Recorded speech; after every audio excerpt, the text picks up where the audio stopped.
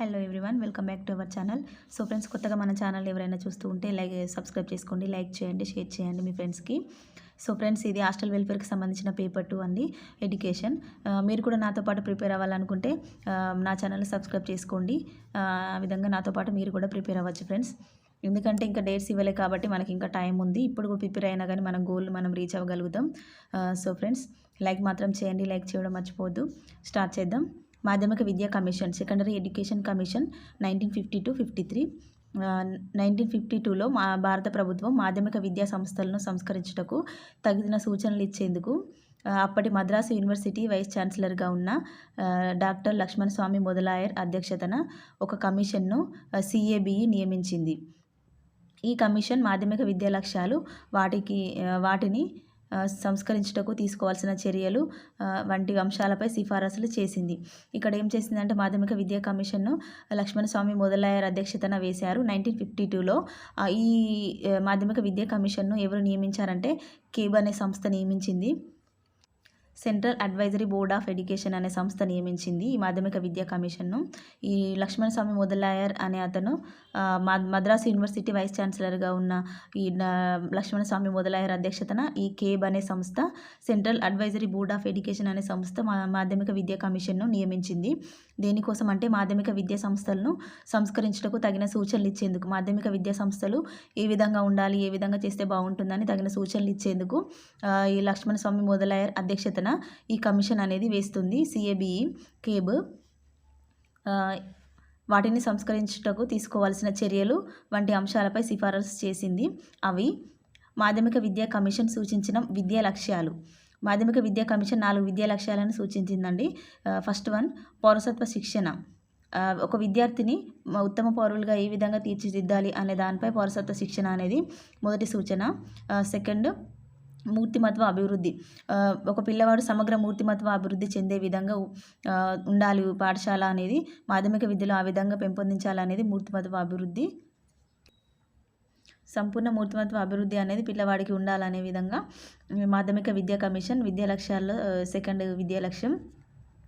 Third, నాయకత్వ శిక్షణ. విద్యార్థి ఏ వృత్తిలో కొనసాగినా ఆ విద్యార్థికి నాయకత్వ లక్షణం అనేది ఉండేందుకు శిక్షణ ఇవ్వాలని నాయకత్వ శిక్షణ అనేది ఒక విద్యా లక్ష్యంగా పెట్టింది. నెక్స్ట్, వ్యక్తి సామర్థ్యాన్ని మెరుగుపరచడం. ఇక్కడ వృత్తి కాదండి, వ్యక్తి సామర్థ్యాన్ని మెరుగుపరచడం. విద్యార్థి యొక్క సామర్థ్యాన్ని, అతను ఏ వృత్తిలో స్థిరపడినా ఏ విధంగా ఉన్నా కానీ తన సామర్థ్యాన్ని మెరుగుపరిచే విధంగా ఇక్కడ వ్యక్తి సామర్థ్యాన్ని మెరుగుపరచడం అనేది విద్యా లక్ష్యంగా తీసుకుంది. ఈ విధంగా మాధ్యమిక కమిషన్ సూచించిన విద్యా లక్ష్యాలు 4: పౌరసత్వ శిక్షణ 1, 2 మూర్తిమత్వ అభివృద్ధి, 3 నాయకత్వ శిక్షణ, 4 వ్యక్తి సామర్థ్యాన్ని మెరుగుపరచడం. ఈ 4 విద్యా లక్ష్యాలను సూచించింది. నెక్స్ట్, మాధ్యమిక విద్య అనంతరం మాధ్యమిక విద్య 7 సంవత్సరాలు ఉండాలి. ప్రాథమిక విద్య అనంతరం మాధ్యమిక విద్య 7 సంవత్సరాలు ఉండాలని సూచించింది. నెక్స్ట్, 7 సంవత్సరాలను రెండు దశలుగా విభజించాలి. మొదటిది 3 సంవత్సరాల మాధ్యమిక దశ. అయితే 7 సంవత్సరాలను 3+4 దశలుగా విభజించాలి అని అన్నది. మొదటి 3 సంవత్సరాలను మాధ్యమిక దశ, మిడిల్ సెకండరీ స్టేజ్ గాను, తర్వాతి 4 సంవత్సరాలను మాధ్యమికోన్నత దశ, హయ్యర్ సెకండరీ దశ, మాధ్యమిక దశగా హయ్యర్ సెకండరీ దశగా పరిగణించాలని సూచించింది. ఇక్కడ ప్రాథమిక విద్య అనంతరం మాధ్యమిక విద్య అనేది 7 సంవత్సరాలుగా ఉండాలి. ఆ 7 సంవత్సరాలను 3+4గా విభజించింది. ఆ 3 సంవత్సరాల విద్యను మాధ్యమిక దశగాను, మిగతా 4 సంవత్సరాల విద్యను మాధ్యమికోన్నత దశగాను విభజించాలని పరిగణించింది. నెక్స్ట్, విద్యా స్వరూపం.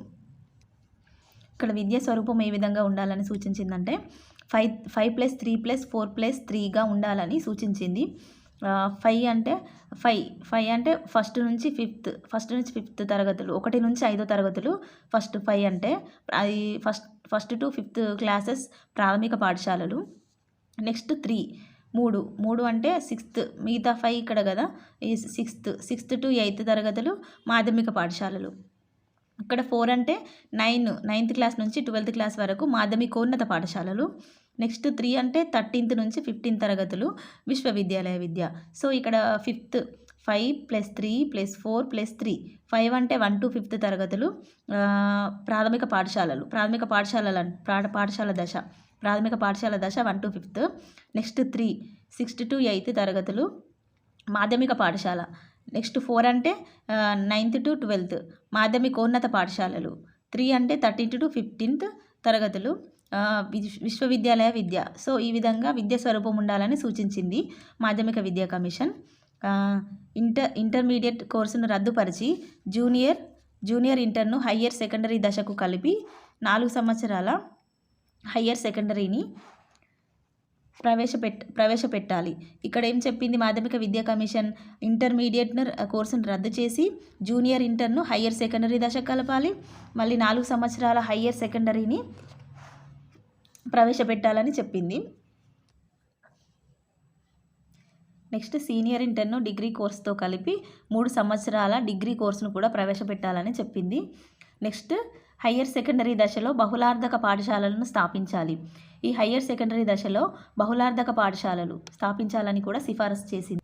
ఇక్కడ బహుళార్థక పాఠశాలలు అంటే విద్యార్థి ఆసక్తిని బట్టి సాధారణ విద్య, వృత్తి విద్య, పని విద్య లాంటి పాఠశాలలను స్థాపించాలని సిఫారసు చేసింది. ఈ పాఠశాలల్లో విద్యార్థుల అభిరుచులకు, సామర్థ్యాలకు అనుగుణంగా ఈ వైవిధ్యం గల కోర్సులను ప్రవేశపెట్టాలని సిఫారసు చేసింది. నెక్స్ట్ గ్రామీణ ప్రాంతాల్లోని పాఠశాలల్లో అడవుల పెంపకం, పశుపోషణ వంటి వ్యవసాయ సంబంధిత కోర్సులను ప్రవేశపెట్టాలని కూడా సిఫారసు చేసింది. ఇక్కడ గ్రామీణ ప్రాంతాల్లో పాఠశాలలు ఉంటాయి కదా, ఆ పాఠశాలల్లో అడవుల పెంపకం, పశుపోషణ వంటి వ్యవసాయ సంబంధిత కోర్సులను కూడా ప్రవేశపెట్టాలని సిఫారసు చేసింది ఈ మాధ్యమిక విద్యా కమిషన్. నెక్స్ట్ విద్యా ప్రణాళికలు, భాషలు, గణితం, సాంఘికం, సామాన్య కళలు, సంగీతం, చేతి పనులు, వ్యాయామ విద్యకు చోటు ఉండాలి. వీటన్నిటి కూడా చోటు ఉండాలి అని చెప్పింది. ఏమేమంటే విద్యా ప్రణాళికలు, భాషలు, గణితం, సాంఘికం, సామాన్య కళలు, సంగీతం, చేతి పనులు, వ్యాయామ విద్య కూడా ఉండాలి మాధ్యమిక విద్యలో అని సిఫారసు చేసింది. నెక్స్ట్ గురుకుల పాఠశాలలను స్థాపించాలి. గురుకుల పాఠశాలను సిఫారసు చేసిన కమిషన్ ఏంటిదంటే ఇక్కడ మాధ్యమిక విద్యా కమిషన్. ఎగ్జామ్ పాయింట్ ఆఫ్లో ఇంపార్టెంట్. సాంకేతిక పాఠశాలలను పారిశ్రామిక కేంద్రాల వద్ద స్థాపించాలి. ఈ సాంకేతిక పాఠశాలను కూడా పారిశ్రామిక కేంద్రాల వద్ద స్థాపించాలని సిఫారసు చేసింది. నెక్స్ట్ వీటిని ప్రత్యేకంగా కానీ బహుళార్థక సాధక పాఠశాలల్లో భాగంగా కానీ ప్రారంభించాలి. ఇక్కడ సాంకేతిక పాఠశాలలను పారిశ్రామిక కేంద్రాల వద్ద స్థాపించాలని చెప్పింది. వాటిని ప్రత్యేకంగా కానీ లేదా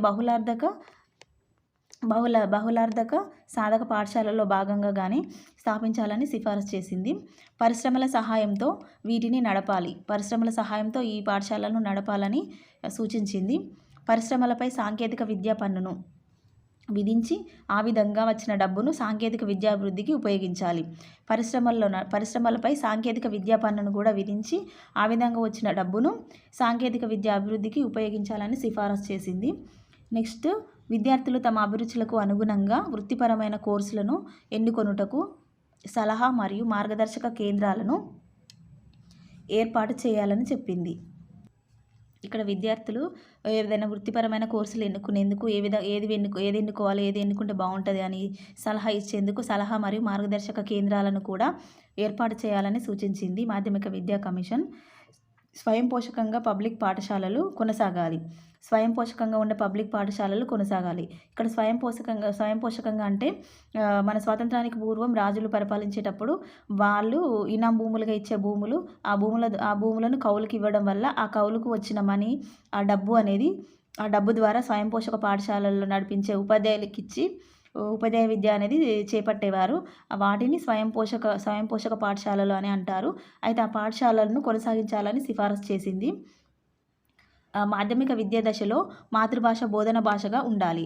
ఈ మాధ్యమిక విద్యా దశలో మాతృభాషనే బోధన భాషగా ఉండాలని సిఫారసు చేసింది. నెక్స్ట్ పాఠ్య ప్రణాళిక వాస్తవ జీవితానికి ఉపయోగపడే విధంగా రూపొందించాలి. ఈ పాఠ్య ప్రణాళిక అనేది మన నిత్య జీవితంలో ఉపయోగపడే విధంగా ఉండాలి అని సూచించింది. బోధనా విధానంలో క్రియా పద్ధతిని, ప్రాజెక్ట్ పద్ధతిని ప్రవేశపెట్టాలి. బోధన అనేది మనకి ఇక్కడ పని చేస్తూ నేర్చుకునే విధానాన్ని ప్రవేశపెట్టాలని సిఫారసు చేసింది. నెక్స్ట్ విద్యార్థుల్లో క్రమశిక్షణను పెంపొందించుటకు క్రీడలు, స్కౌటింగ్, ఎన్సీసీ వంటి సహపాఠ్య కార్యక్రమాలను నిర్వహించాలి. విద్యార్థులనట క్రమశిక్షణ పెంపొందించడానికి కూడా క్రీడలు, స్కౌటింగ్, ఎన్సీసీ వంటి సహపాఠ్య కార్యక్రమాలను చేపట్టాలి అని సూచించింది. నెక్స్ట్ పరీక్షా విధానాన్ని సంస్కరించాలి. ఈ పరీక్షా విధానాన్ని సంస్కరించాలి. ఆబ్జెక్టివ్ ప్రశ్నలను ప్రవేశపెట్టి పరీక్షా విధానంలో ఉన్న ఆత్మాశ్రయతను తగ్గించాలి. ఇక్కడ పరీక్షా విధానాన్ని సంస్కరించాలి. ఏ విధంగా అంటే ఆబ్జెక్టివ్ ప్రశ్నలను కూడా ప్రవేశపెట్టాలని సూచించింది. ఇక్కడ ఆబ్జెక్టివ్ ప్రశ్నలను ప్రవేశపెట్టాలని సూచించిన కమిటీ ఏంటిదని అడుగుతారు. ఇక్కడ ఎగ్జామ్ పాయింట్ ఆఫ్లో ఇంపార్టెంట్. మాధ్యమిక విద్యా కమిషన్ ఆబ్జెక్టివ్ ప్రశ్నలను ప్రవేశపెట్టి పరీక్షా విధానంలో ఉన్న ఆత్మాశ్రయతను తగ్గించాలంటే ఈ ఆబ్జెక్టివ్ ప్రశ్నలను కూడా ప్రవేశపెట్టాలని సూచించింది మాధ్యమిక విద్యా కమిషన్. అంటే ఇక్కడ ప్రతి ఎగ్జామ్లో కూడా 15% to 40% వరకు ఆబ్జెక్టివ్ క్వశ్చన్స్ ఉండాలని ఈ మాధ్యమిక విద్యా కమిషన్ అనేది సూచించింది. ఏ పరీక్ష అయినా కానీ ఆబ్జెక్టివ్ క్వశ్చన్స్ ఏ పరీక్షలోనైనా 15% నుంచి 40% వరకు ఆబ్జెక్టివ్ క్వశ్చన్స్ అనేది ఇవ్వాలని ఈ మాధ్యమిక విద్యా కమిషన్ అనేది సూచించింది. ఇక్కడ డిగ్రీ స్థాయిలో ఉపాధ్యాయ విద్యలో శిక్షణ పొందిన వారినే మాధ్యమిక స్థాయిలో ఉపాధ్యాయులుగా నియమించాలి. ఇక్కడ మాధ్యమిక స్థాయిలో ఉపాధ్యాయులుగా ఉపాధ్యాయులుగా నియమించబడే ఉపాధ్యాయులు ఏ విధంగా ఉండాలి అంటే డిగ్రీ స్థాయిలో ఉపాధ్యాయ విద్యలో శిక్షణ పొంది ఉండాలి. అంటే డిగ్రీ అయిపోయిన తర్వాత బీఈడి చేసి ఉండాలి. డిగ్రీ అయిపోయిన తర్వాత ఉపాధ్యాయ శిక్షణ అంటే బీఈడి చేసిన వారినే మాధ్యమిక స్థాయిలో ఉపాధ్యాయులుగా నియమించాలని సూచించింది. వారికి జీవిత బీమా, ఉపాధ్యాయులకట జీవిత బీమా, పెన్షన్, ప్రావిడెంట్ ఫండ్ సౌకర్యాలను కల్పించాలి. ఈ ఉపాధ్యాయులకు జీవిత బీమా ఇవ్వాలి, పెన్షన్, ప్రొవిడెంట్ ఫండ్ సౌకర్యాలను కూడా కల్పించాలి. పదవి విరమణ అనంతరం ఇవి కల్పించాలని సూచించింది. శక్తి సామర్థ్యాలు గల ఉపాధ్యాయులను 60 సంవత్సరాల వరకు పదవిలో కొనసాగించాలి. ఉపాధ్యాయులు వాళ్ళు చెప్పే శక్తి సామర్థ్యాలు ఉన్న ఉపాధ్యాయులను 60 సంవత్సరాల వరకు కూడా ఉపాధ్యాయ విద్యలో కొనసాగించాలి అని సూచించింది. నెక్స్ట్ దేశవ్యాప్తంగా మాధ్యమిక విద్యా కార్యక్రమాలను సమన్వయం చేయడానికి కేంద్రీయ మాధ్యమిక విద్యా పరిషత్ను స్థాపించాలి. నెక్స్ట్ నాణ్యమైన పాఠ్యపుస్తకాలను ప్రచురించడానికి టెక్స్ట్ బుక్ కమిటీలను నియమించాలి. ఇక్కడ టెక్స్ట్ బుక్ కమిటీలు నాణ్యమైన పాఠ్యపుస్తకాలను ప్రచురించడానికి అంటే పుస్తకాలలో టెక్స్ట్ బుక్లలో తప్పులు ఏమైనా ఉంటే వాటిని సరిదిద్దడానికి టెక్స్ట్ బుక్ కమిటీలను కూడా నియమించాలని సూచించింది. ఇక్కడ టెక్స్ట్ బుక్ కమిటీలను నియమించాలని సూచించిన కమిటీ ఏంటి అంటే మాధ్యమిక విద్యా కమిషన్. నెక్స్ట్ సెకండరీ స్కూల్ స్థాయిలో ఒకే పబ్లిక్ పరీక్ష ఉండాలి. ఈ సెకండరీ స్కూల్ స్థాయిలో ఒకే పబ్లిక్ పరీక్ష ఉండాలని సూచించింది. నెక్స్ట్ కోఎడ్యుకేషన్ పాఠశాలలో బాలికలకు ప్రత్యేక సౌకర్యాలు కల్పించాలి. కోఎడ్యుకేషన్ పాఠశాలలో కూడా బాలికలకు ప్రత్యేక సౌకర్యాలు కల్పించాలని సూచించింది. అవసరమైన చోట ప్రత్యేక బాలికల పాఠశాలను కూడా స్థాపించాలి. ఇక్కడ బాలికలకు సపరేట్గా పాఠశాలలు స్థాపించే అవసరం ఉన్న చోట ప్రత్యేక బాలికల పాఠశాలను కూడా స్థాపించాలని సిఫారసు చేసింది. ఇక్కడ ఫలితాలు మాధ్యమిక విద్యా కమిషన్ యొక్క ఫలితాలు ఏమొచ్చినాయి అంటే 1 బహుళార్థక ప్రాథమిక పాఠశాలల ఏర్పాటు అనేది జరిగింది. నెక్స్ట్ 1953లో కేంద్ర మూల్యాంకన సంస్థను ఏర్పాటు చేశారు. కేంద్ర మూల్యాంకన సంస్థను కూడా ఏర్పాటు చేశారు 1953లో. నెక్స్ట్ అఖిల భారత మాధ్యమిక పరిషత్తు కూడా ఏర్పాటైంది. ఈ ఫలితాలు అనేవి జరిగినాయి. So friends, thank you for watching. నా వీడియో కనుక మీకు నచ్చినట్లయితే లైక్ చేయండి, షేర్ చేయండి.